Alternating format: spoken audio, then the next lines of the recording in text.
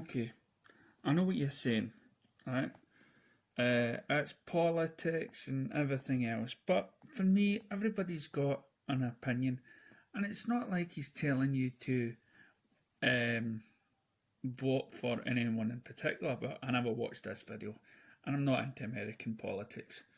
Uh, but it says it's vote for love. He was born in Wisconsin, so this hits home, right? So when he's not talking about movies or whatnot. Now I had to reply um, to certain things. Okay, that this is my wee posts here. Because when I started reading like Crazy Boy, we don't want Ben Affleck, we want Christian Bale's Batman. You are not showing Batman properly. Get some from Christopher Nolan. We want Dark Knight Batman. I'm sorry. I'm sorry, but you got Dark Knight Batman.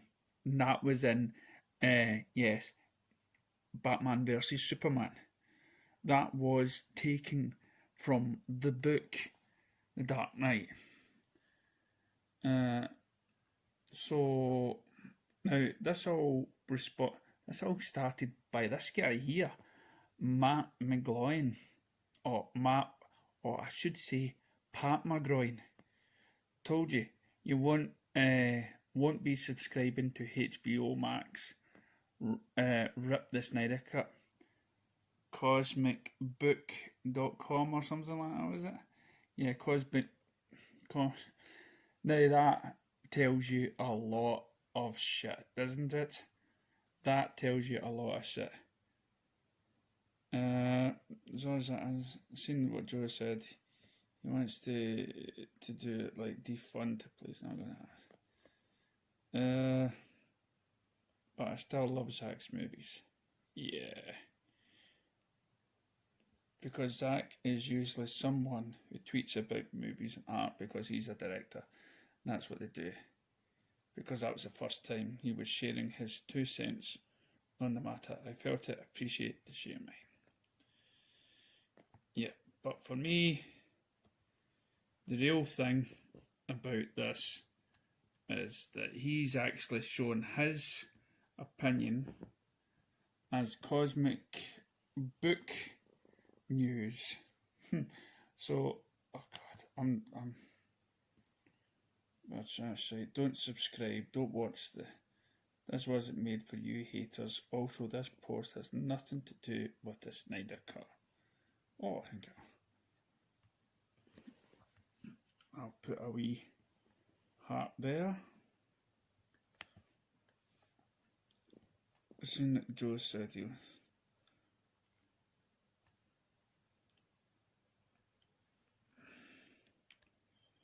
So there we go. That's just now. Let's go into Matt.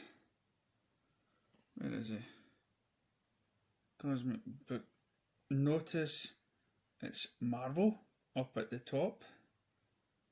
Uh-huh.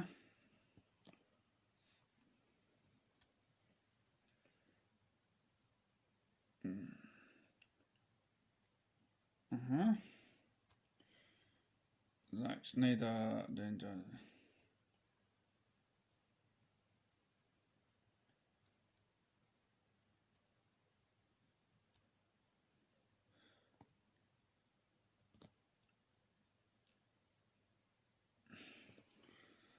Oh, God almighty. No, I don't think I'll be watching anything to do with Matt Gloin. Now, here's a fascinating. If I go back, to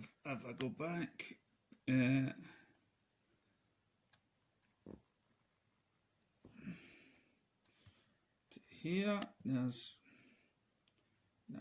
Well, you can probably check out my response to Zach's to this Crazy Boys article for yourself. But here's an article that I did like. Batman v Superman is the most important superhero movie. Batman v Superman Dawn of Justice released years ago, but still one of the most controversial, talked about superhero movies ever. Hello. Yep, I think I'll take that. So it's official. 4 years old, and in that time it's became clear it's the most important movie ever. Most people are shocked it's 4 years old, some because it seems like it just came out last year, others because it seems like a decade ago, which is fairly in line with the movie's general reception. There is only hot or cold with perspectives on Batman or Superman. And that's as true today as it was the day it hit the theatres. The behind the scenes drama and the total disaster of Justice League, accompanied by Affleck leaving the role of Batman and Cavill's future as Superman being perpetually up in the air, and insistent demands for the Snyder Cut have certainly kept in the conversation this whole time. But it's not only fans who bring it up, even the biggest haters, 4 years later, are still talking about it. Pat McGroin. Yeah. The DC ruins him, and that's not. But it's not Zack's fault. Related. There may never be any agreement on whether or not BVS Dawn of Justice is a good movie or bad movie, but the fact that this debate will continue in purposely makes it one of the most important superhero movies to ever hit the big screen. More important than the Marvel. When Lois goes to interview an African warlord and self-proclaimed freedom fighter in a conflict with the United States has pledged neutrality, she finds herself suddenly caught in the middle of a shadow operation by the US Special Forces and mercenaries, secretly hired by Lex Luthor. Superman saves the day, but the US government won't acknowledge its involvement in the region, leaving all the blame on Superman for the destruction of the region. Now, do you get any of this in a Marvel movie? Do you get the depth? I think not. Superman is unchecked power, not liable to any government or other authority. But he's an American, making the government concerned about his lack of oversight. Lex Luthor stokes those fears in both the government and Bruce Wayne, who's lost a building with friends and employees during Superman's fight against Zod and Man of Steel. And Bruce is convinced Superman represents a threat to the world, or could be if he isn't taken out first. Luthor uses fears to drive Batman and Superman to a head-to-head conflict, which is only narrowly averted by Batman discovering his common humanity with Superman. The two heroes team up, but it's too late, as Luthor has unleashed a reborn General Zod as a Kryptonian monstrosity, Doomsday. I mean, that was such a great idea. Great idea. It shows you why Doomsday would hate Man of Steel. Wonder Woman joins Batman and Superman sacrifices himself to kill Doomsday, inspiring Batman to rise from his broken and brutal ways, knowing mankind can be better and rebuild.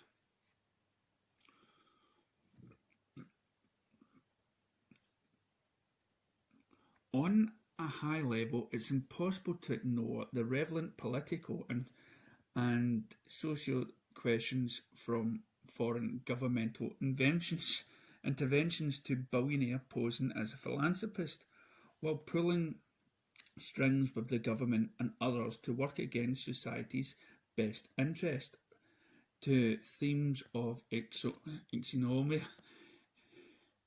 xenophobia, or even more personal struggles such as grappling with the loss and seeking belongings as an outsider. Even breaking the movie down minute by minute, it's packed to the brim. While comic book movies always strive to strike on some sort of social relevance, nothing hits the zeitgeist on the head as strongly as Batman v Superman: Dawn of Justice. To its benefit or detriment, many detractors have remained these issues are actually a problem with the movie. Its its ambition was greater than Zack Snyder's ability to execute.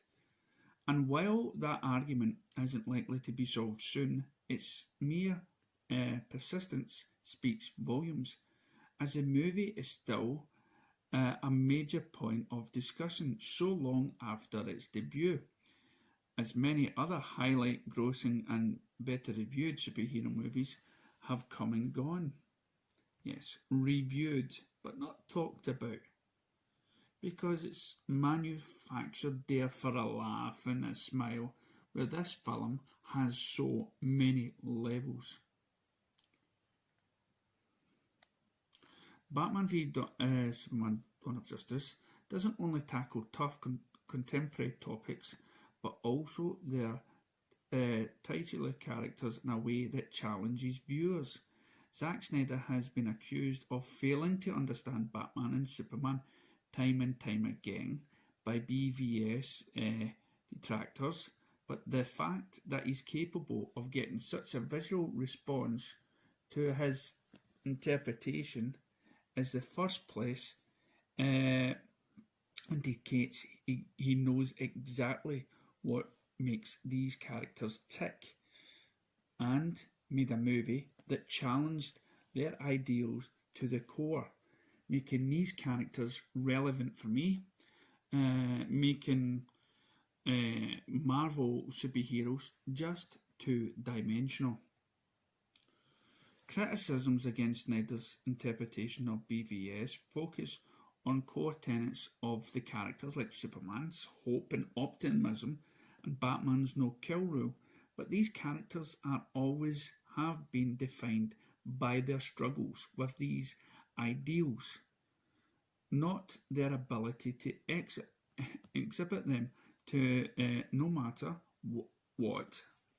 Batman's legendary one rule, for example, doesn't exist as a constant as Batman's storytelling, but to give Batman a personal line to struggle with, even in Christopher Nolan's The Dark Knight, largely considered the best Batman movie, tackles this concept as Joker makes it his mission to force Batman to violate his one rule. While audiences focus on the fact that Batman doesn't kill the Joker, they miss that Joker's plan wasn't for Batman to kill him. It's the fallen Harvey Dent corrupted by Joker into Two-Face that Batman is ultimately forced to kill, and he does, because he's the hero Gotham's deserve, but not the one it needs right now. The fact that the Batman kills in any story doesn't defeat the purpose of the character. At the core of Nolan's Batman movies is the theme of why do we fall, so we can pick ourselves back up. Keeping with that theme, BVS Batman is fallen, only this Batman doesn't know how to pick himself back up because he's lost hope. In his words from the movie's opening, what falls is falling, and it takes Superman to give him the inspiration, that inspiration and hope that he needs to come back from that fallen place, thereby also proving that Snyder's Superman is capable of that kind of inspiration, even though he struggles to find his place in the world along the way. How's that, Pat McGroin? And Superman doubts himself and Batman breaks his one rule. These things don't happen because Zack Snyder and Chris Terrio forgot or misunderstood what typically defines these characters, but because they knew exactly what kind of struggles define Batman as Batman and Superman as Superman.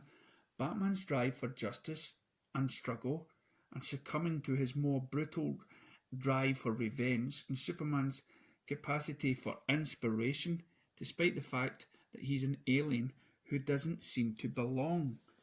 Their character's journey aren't defined by exhibiting those characteristics, but by seeking and discovering or rediscovering them along the way.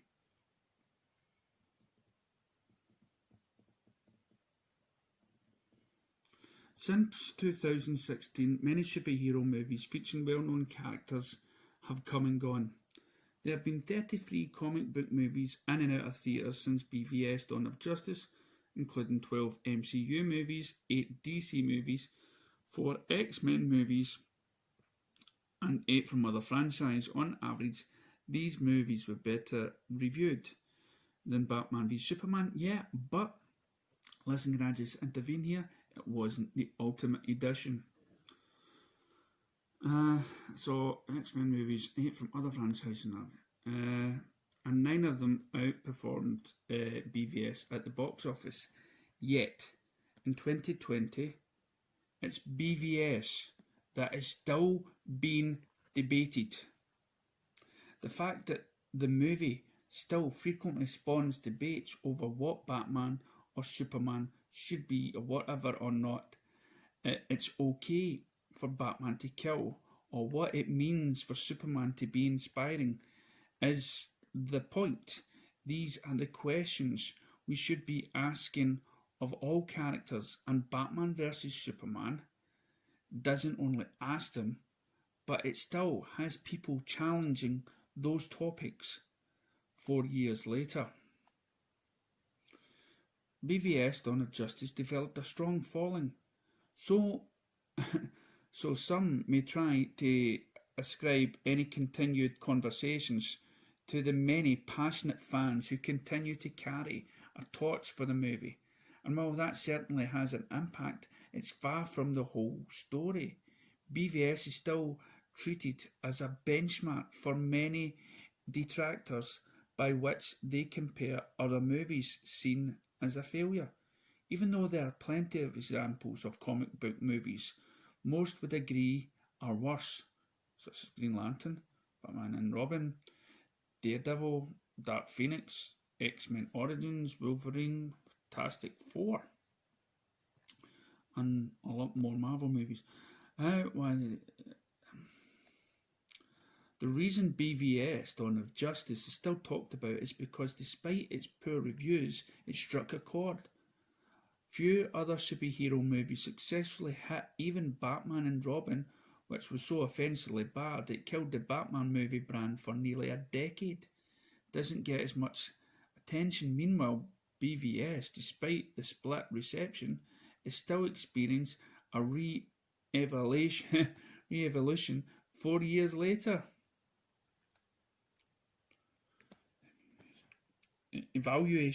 Still experience re-evaluation 4 years. That's because people are slowly waking up.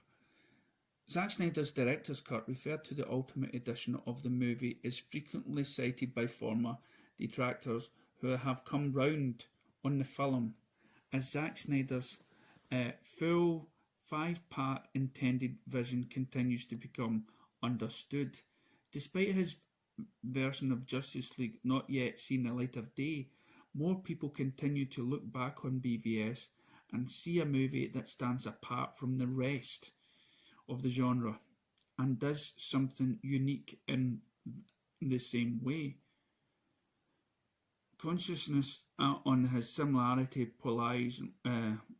polarizing Watchmen has come around in recent years, as to has the opinion on his BVS Dawn of Justice, with both shifts largely credited for each movie's respective director's cut.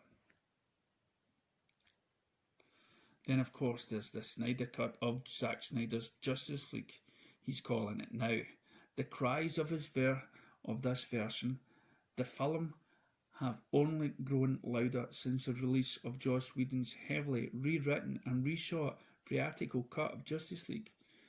And while that movie has its own legacy, the conversation can't take place without BVS, since Justice League was supposed to be a direct continuation of BVS, and the sequel elements that were some of the most heavily altered if it weren't for the passionate reception to BVS and the drive for simple curiosity to see how the story was supposed to continue.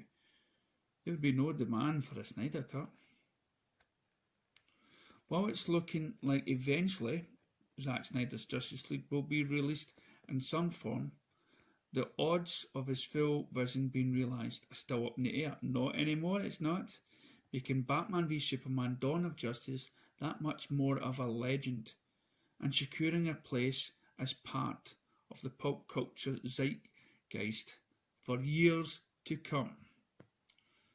And that, my friends, is why it is the best ever superhero movie on the planet, and people will realise how great it was when they realise that every Marvel film has just felt the same way. And so when we go back to Pat McGroin, who believes that Christopher Nolan wrote the greatest Batman story, I'm afraid not. You're just one of the many people that have failed to grasp what a comic book character could be, what a comic book movie can be, and that is what BVS is. It's a movie like no other superhero movie. It is a movie that is true to the character, that gives you something fresh and insight. And if people had done the research, they would have known, and we would have had all the chapters by now. We would have had the Justice League that everybody wanted. Because in that Justice League, we would have seen our heroes become the ones that they wanted to be, but they had to go through a journey. And sadly, most superhero movies out there can't, especially in the Marvel universe, they don't go through a self-discovery. And BVS, they put two of the most iconic superheroes through the ringer. And in Justice League, in Zack Snyder's Justice League that the world petitioned for, we're going to see them become the heroes that everyone loves. And it's going to be much better because we've known the journey. Thanks to BVS.